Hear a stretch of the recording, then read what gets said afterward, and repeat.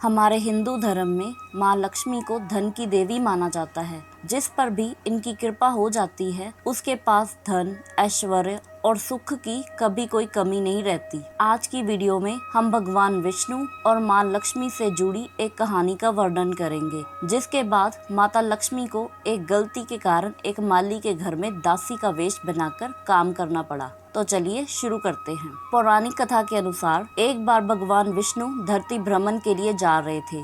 तब माता लक्ष्मी ने भी उनके साथ जाने की इच्छा जताई। पहले तो भगवान विष्णु ने उनको अपने साथ ले जाने के लिए मना कर दिया, परंतु माता लक्ष्मी के ज्यादा जिद करने पर उन्होंने माता लक्ष्मी के आगे एक शर्त रखी। भगवान विष्णु ने कहा कि अगर तो वह शर्त को मान लेती हैं फिर वह उनके साथ चल सकती हैं। माता लक्ष्मी ने उनसे पूछा कि ठीक है, बताइए क्या शर्त है। तब भगवान विष्णु ने कहा कि धरती पर चाहे कैसी भी स्थिति क्यों ना आ जाए, उन्हें किसी भी हालत में उत्तर दिशा की तरफ नहीं देखना है। माता लक्ष्मी ने कहा कि ठीक है और उनकी शर्त मान ली। इसके बाद दोनों धरती भ्रमण के लिए निकल पड़े। भ्रमण करते समय माँ लक्ष्मी की नजर एक सुंदर से हरे भरे बगीचे पर पड़ी, जो कि उत्तर दिशा की तरफ ही था। माँ लक्ष्मी बगीचे की हरियाली और वहाँ लगे मनमोहक फूलों में जैसे खो ही गई और उनकी तरफ खींची चली गई। बगीचे से उन्होंने एक फूल को तोड़ा और वापस भगवान विष्णु जी के पास आई। भगवान विष्णु जी के उदास चेहरे को देखकर माँ लक्ष्मी को उनकी शर्त याद आ गई। उनको एहसास हुआ कि उन्होंने गलती की है। भगवान विष्णु ने उनसे कहा कि बिना किसी से पूछे उनकी किसी भी चीज को छूना या उपयोग करना गलत है। माँ लक्ष्मी ने भगवान विष्णु से अपने किए की माफी मांगी।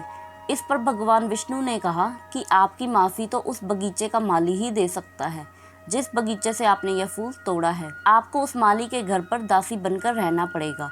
भगवान विष्णु के कहने पर अपनी गलती का पश्चाताप करने के लिए माँ लक्ष्मी ने एक गरीब औरत का वेश धारण किया और माली के घर चली गई। माली ने भी धन की देवी को एक गरीब औरत समझकर काम पर रख लिया और उनसे अपने खेत, बगीचे और घर पर बहुत सारा काम करवाया।